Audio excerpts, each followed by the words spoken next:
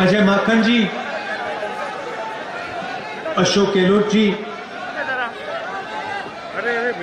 गोविंद सिंह दोतासरा जी, केसी वेणुगोपाल जी, सचिन पायलट जी, रघुवीर सिंह मीना जी, स्टेज पे कांग्रेस पार्टी के सीनियर नेता, भाइयों और बहनों, किसानों, आप सबका यहां दिल से मैं स्वागत करता हूं।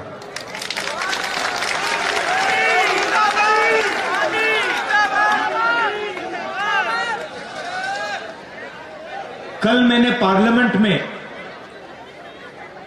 किसानों के मुद्दे पे भाषण किया और पार्लियामेंट में मैंने ये जो नए 3 कानून नरेंद्र मोदी लाए हैं, इनका लक्ष्य, इनके पीछे सोच मैंने समझाई। आज भी मैं आपके लिए ये जो 3 कानून हैं, आपको मैं ये समझाना चाहता हूं, इनका लक्ष्य क्या है, इनकी सोच क्या है और मोदी जी इन कानूनों को क्यों ला रहे हैं। हिंदुस्तान का सबसे बड़ा बिजनेस, कोई कहता है सेलफोन का बिजनेस है, कोई कहता है हवाई जहाजों का बिजनेस है, कोई कहता है ट्रांसपोर्ट का बिजनेस है, मगर सच्चाई है कि हिंदुस्तान का सबसे बड़ा बिजनेस कृषि का बिजनेस है। और ये सिर्फ हिंदुस्तान का सबसे बड़ा बिजनेस नहीं है, ये दुनिया का सबसे बड़ा बिजनेस है, क्योंकि इसी बिजनेस से करोड़ों लोगों को भोजन मिलता है। इस देश की जो फूड सिक्योरिटी है, इस देश की जो आत्मा है, उसकी रक्षा किसान और कृषि का बिजनेस करते हैं। आज इस बिजनेस को कोई एक व्यक्ति नहीं चलाता है। आज आप इस बिजनेस को देखें तो हिंदुस्तान की 40% जनता इस बिजनेस के भागीदार हैं, इस बिजनेस को चलाते हैं। 40%, मतलब करोड़ों लोग इस धंधे को हिंदुस्तान के लिए चलाते हैं। उसमें किसान शामिल हैं, मजदूर शामिल हैं, छोटे दुकानदार हैं, व्यापारी हैं, अड़तिया हैं, करोड़ों लोग मिलकर इस बिजनेस को चलाते हैं। और कांग्रेस पार्टी की कोशिश रही है कि इस धंधे को हम कभी किसी एक व्यक्ति के हाथ में ना जाने दें। यह हमारा लक्ष्य रहा है। आजादी के दिन से आज तक यह हमारा लक्ष्य रहा है कि यह जो धंधा है, यह हिंदुस्तान के 40% लोगों का धंधा ही रहे, इनकी भागीदारी हो और किसी एक व्यक्ति के हाथ में यह धंधा ना चला जाए। और उसके लिए कांग्रेस पार्टी सालों से लड़ रही है। उदाहरण आपको दिखते हैं। अमूल कंपनी है, कांग्रेस पार्टी लाई थी। लाखों किसानों की कंपनी है, पूरे देश में दूध देती है, दूध डिलीवर करती है। तो हमारा लक्ष्य रहा है कि कोई एक व्यक्ति इस बिजनेस को मोनोपोलाइज ना कर जाए।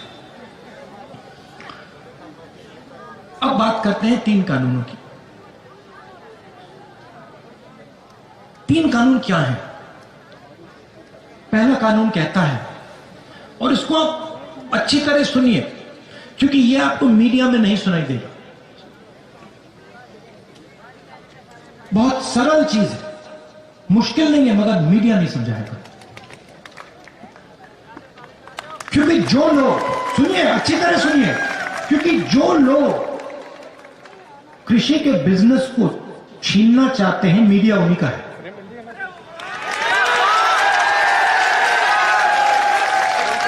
किससे छीनना चाहते हैं? किसान से, मजदूर से, छोटे व्यापारी से, दुकानदार से, इन सब से। 40% हिंदुस्तान से। पहला कानून कहता है कोई भी बड़ा बिजनेस देश में कहीं भी किसी किसान से कितना भी अनाज खरीद सकता है, अनलिमिटेड। अगर एक व्यक्ति पूरे देश का अनाज खरीदना चाहे तो खरीद सकता है, कोई लिमिट नहीं। तो भाई और बहनों मुझे बताइए, अगर कोई भी व्यक्ति कहीं भी कितना भी माल खरीद सकता है, अनाज खरीद सकता है, सब्जी खरीद सकता है, तो मंडी की क्या जरूरत? मंडी की कोई जरूरत नहीं। तो पहला कानून जो है मंडी को मारने का कानून है, मंडी को खत्म करने का कानून है।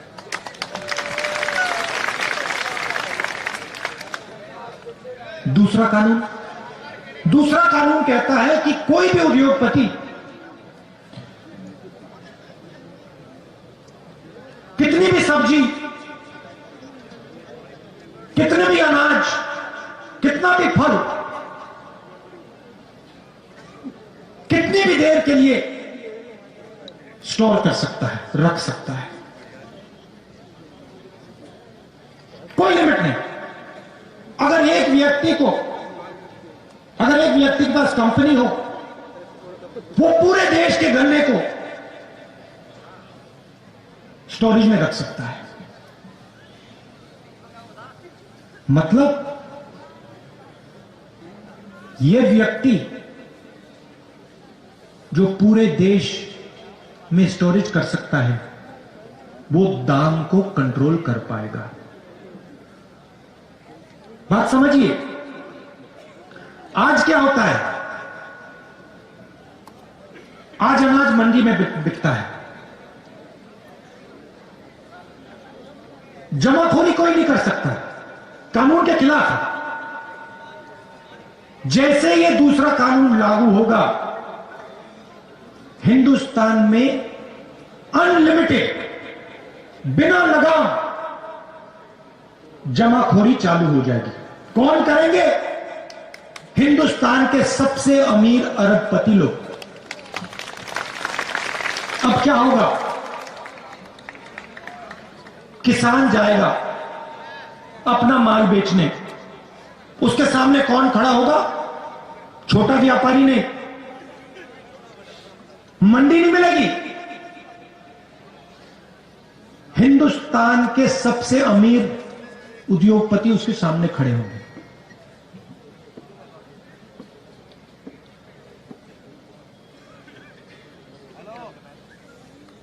तीसरा कानून कहता है कि जब हिंदुस्तान का किसान उस उद्योगपति के सामने जाके खड़ा होगा और अपने अनाज के लिए, अपने फल के लिए, अपने सब्जी के लिए सही दाम मांगेगा, तो वो किसान अदालत में नहीं जा सकता। पहला कानून मंडी को मारने का, दूसरा कानून एसेंशियल कमोडिटीज एक्ट को खत्म करने का और जमाखोरी चालू करने का, और तीसरा कानून किसान के हाथ से न्याय छीनने का। यह है 3 कानून। लक्ष्य क्या है? लक्ष्य है कि ये जो 40% हिंदुस्तान की जनता का धंधा है, ये सिर्फ 2-3 लोगों के हाथ में चला जाएगा। एक एक ही कंपनी पूरे देश का अनाज बेचे, एक ही कंपनी पूरे देश की फल और सब्जी बेचे। और मैं आपसे पूछना चाहता हूं, अगर एक ही कंपनी पूरे देश का अनाज बेचेगी, पूरे देश की सब्जी, पूरे देश का फल बेचेगी, तो जो आज फल और सब्जी बेचते हैं, जो सड़कों पे मूंगफली बेचते हैं, जो चना बेचते हैं, जो फल सब्जी अनाज बेचते हैं, उनका क्या होगा? जो आज छोटे व्यापारी, उनका क्या होगा? भाइयों और बहनों, ये सब लोग बेरोजगार हो जाएंगे। तो एक बात समझिए, यह किसानों पर आक्रमण नहीं है, यह हिंदुस्तान के 40% जनता पर आक्रमण है। बात सिर्फ यह है कि किसान सबसे जागरूक है, किसान को बात पहले समझ आ गई, और किसान सबसे आगे खड़ा है। अंधेरे में किसान ने टॉर्च मार रखी है, क्योंकि किसान को भविष्य दिख रहा है। अगर ये 3 कानून लागू हो गए, किसान तो गया, उसकी जमीन गई, मगर छोटा दुकानदार भी गया, व्यापारी भी गया, मजदूर भी गया। हिंदुस्तान के 40% लोग बेरोजगार हो जाएंगे। अब मैं आपसे एक सवाल पूछना चाहता हूं। नरेंद्र मोदी जी कहते हैं मैंने ये किसानों के लिए किया। अगर नरेंद्र मोदी जी ने किसानों के लिए किया, तो पूरे देश में किसान दुखी क्यों? दिल्ली के बॉर्डर पे लाखों किसान क्यों खड़े? 200 किसान शहीद क्यों हुए?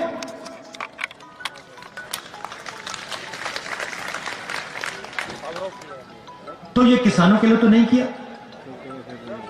ना ये छोटे दुकानदारों के लिए किया, ना ये मजदूरों के लिए किया।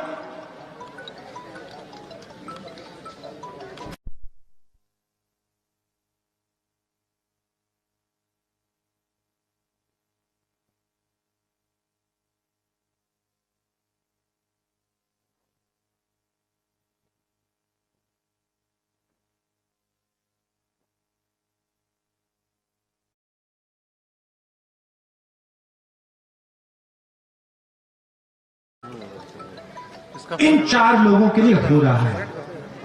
और ये बात आज नहीं शुरू हुई। ये जो 40% लोगों का धंधा है, इसमें किसान शामिल है, मजदूर शामिल है, छोटे दुकानदार शामिल हैं, लोडर, मंडी में जो काम करते हैं, ये सब लोग शामिल हैं। हेलो सर, पहला आक्रमण इन पे नोटबंदी के समय हुआ था। मिल रहा है ना पूरा? आ रही है सर, आ रही है। ऐसे क्या पूरा नोटबंदी में नरेंद्र मोदी जी ने क्या किया? गरीबों के घर से पैसा निकाला। मैंने उस समय कहा था, यह काले धन के खिलाफ लड़ाई नहीं है, यह हिंदुस्तान की रीढ़ की हड्डी को तोड़ा जा रहा है। जनता उस समय नहीं समझी थी, उस समय जोश में आ गई थी। बाद में पता लगा कि 3-4 लोगों का लाखों करोड़ रुपए कर्जा माफ हुआ, आपका पैसा बैंक में गया। उसके बाद जीएसटी, फिर से उसी कड़ी पे आक्रमण। छोटे बिजनेस, मिडिल साइज बिजनेस, सबको खत्म कर दिया। रास्ता साफ करना चाहते हैं भाई और बहनों, नरेंद्र मोदी जी रास्ता साफ करना चाहते हैं अपने मित्रों के लिए। आज तक छोटे व्यापारियों को, मिडिल साइज बिजनेसेस को जीएसटी नहीं समझ आई, आज तक नहीं समझ आई। 5 अलग अलग टैक्स, लाखों बिजनेस बंद हो गए, बेरोजगार हो गए। और फिर कोरोना आता है, हिंदुस्तान के मजदूर घर की ओर जाते हैं। नरेंद्र मोदी ने बिना कोई इशारे लॉकडाउन कर दिया। हिंदुस्तान के मजदूर घर जाते हैं, हाथ जोड़ के वो प्रधानमंत्री से बस का टिकट मांगते हैं, रेल का टिकट मांगते हैं। प्रधानमंत्री कहते हैं नहीं, मैं तो नहीं देने वाला। भूखे मर गए। और फिर उसी समय 1,50,000 करोड़ रुपए हिंदुस्तान के सबसे अमीर लोगों का कर्जा माफ करती है। पहला कदम नोटबंदी,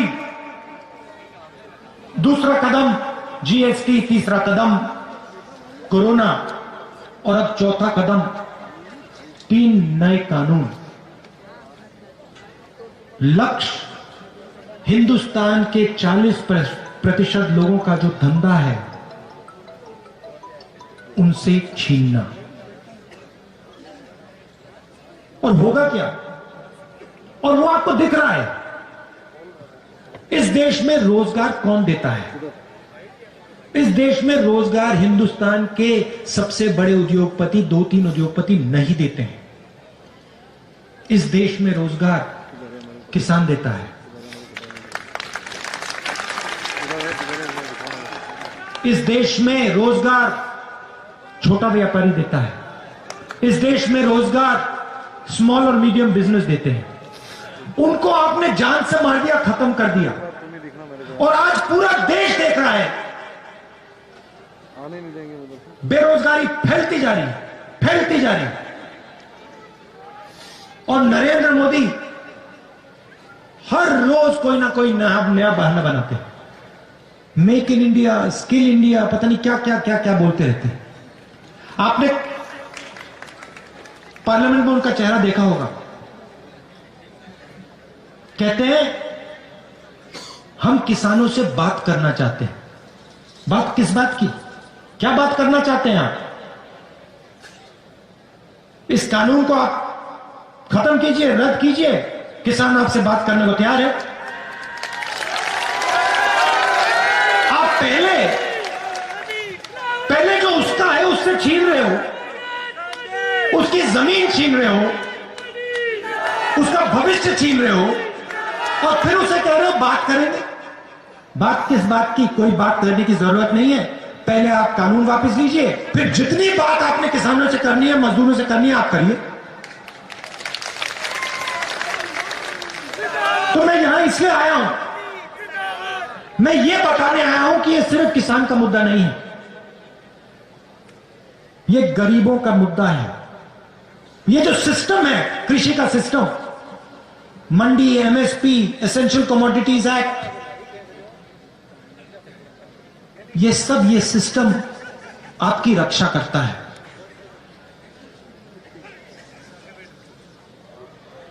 इस ढांचे को नरेंद्र मोदी तोड़ने की कोशिश कर रहे हैं। और मैं आपको यहां आश्वासन देने आया हूं कि कांग्रेस पार्टी किसानों के साथ, मजदूरों के साथ, गरीबों के साथ खड़े होकर ये कानून को आगे हम बढ़ने नहीं देंगे। इन कानून को हम रद्द करके ही दिखाएंगे। आखिरी बात मैं आपसे कहना चाहता हूं, अब देखिए,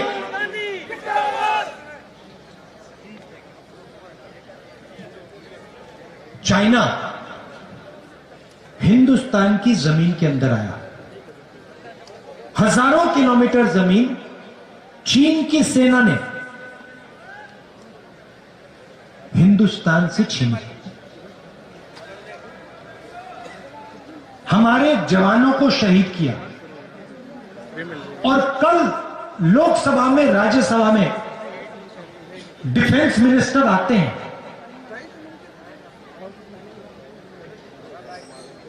और कहते हैं कि समझौता हो गया।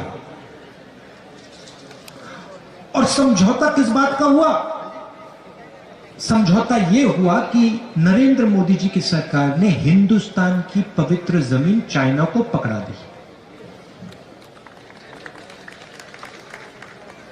पैंगोंग लेक में हिंदुस्तान का पोस्ट फिंगर 4 पे होता था। चाइना ने अपनी सेना को अंदर डाला। समझौता नरेंद्र मोदी जी ने यह कहा है कि हम अब फिंगर 3 पे अपना पोस्ट लगाएंगे। मतलब फिंगर 4 और फिंगर 3 के बीच जो जमीन थी, जो हमारी पवित्र जमीन है, वो नरेंद्र मोदी जी ने चाइना को हमेशा के लिए दे दी है।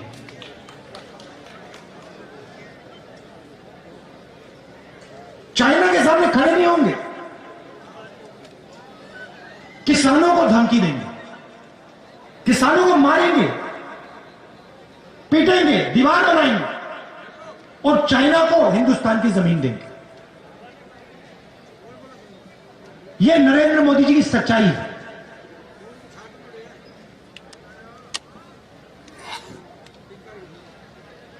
बस एक गलतफहमी है नरेंद्र मोदी, वो हिंदुस्तान के किसान की, मजदूर की शक्ति नहीं जानते, उसको पहचानते नहीं, समझ ही नहीं।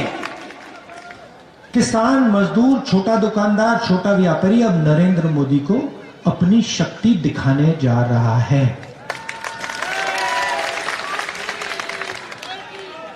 आप सब दूर दूर से आए, इसके लिए दिल से मैं आपका धन्यवाद करता हूं। नमस्कार, जय हिंद।